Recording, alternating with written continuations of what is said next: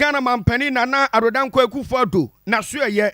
na obibisa se edie na ehie we de tietia se kwakuo kon pani a wotwere ede mampani ne den ene Nana Asante bedi etuo wono na wotwere krata tententen de aba abantin a egu paper yellow so aha ana wotwere mu tententen ne kratafa no mienu 2 pages owie ya na wode ne signature ne ade akuma se banyan amania wose Ghana mampani ebesere TV station bia ne den ene Jazeera network na yeka Jazeera network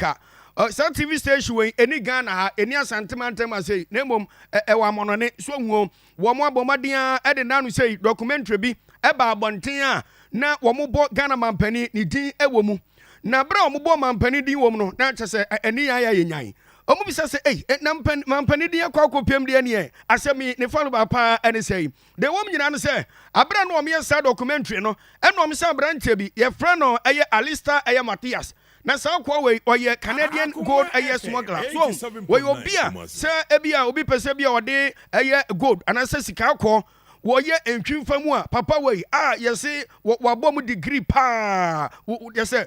woye na bi se bia timi so na bodu sem kura to adonko ne ye ya woye obi oye numero 1 yese mampani kura du ba bi ono na woye lawyer e wo sa documentary ni mu e de ma kwa na ye fansa eye Alista Matthias na semwe ba na bi mkwa so edru ba bi kra no omo nya documentary ni bi hweye na kire wo mo san kra ku kire bie edugu ntentamfide no so mo manfo kwa kenkan bie no ne yesi dru ba bi kra mampani ni tira yeye ama America $4 no best $100 million die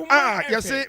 Alista Matthias kra no se wo boa ye etwitwa gye na mampani ginam se bia lawyer ede ma akwa ni ti no wo de se sika no de ma mampani se wanye se we aya woda obetimi de abo na baso na bransem we beto de se kim ana manfo se ne anyanwa enu ti na da bia na wo mo ye galamsie yi ebia manfo se wo mo ye galamsie bi kura na mampani wo ti benya hye wo msira bia o betimi atwe god no bia famu na papa yi ni botuma kwa ye se kufu na nuchi ana papa gide passe dabi opani e fan se nei mampani na Akufo-Addo no sem na esie no woni mu hwio we no eye na Asante bedi atuo ne krata na watwere ba no me kenkan kama etimi de amamu metanimanu ye no ebeya sa Jazeera sa TV station no wo mo ntwere krata mra bonten emepa chow na wo mo ntwe sam ne nsan se nukura bi anim anya sa pade a wo mo sa TV station no ebe se na wotwe ene akire nie wo mo twere krata no April busumi aye wo mu no ne da na etoso aduonunum April 25 enti se Jazeera fo no wo mo nsa beka sa krata no se kim no wo mo wese bia na wotwe be se ba ko edi anim no wo be disa enhye no so pepepe no ma twe asan wo mo twe san a wo mo nsan fa acho papa emu oduro ema Ghana mampene sanse sansam no pani no nyade a wodi humfo wonum ho hwe na mom sakoba sampani fo anhwe na wo mo antwe ansan ampa wo cha opade a ene ebrepam no mampani be sa ba bonten ne do wo ka ede kire sa Jazeera TV station no o ma ba bonten abeka ede achomuti uba demokrata no so Facebook page no so akoma 87.9 FM a ene da ho no obetima aba be kenkan bi kama pa enya asam keto akra let no ni ensem wom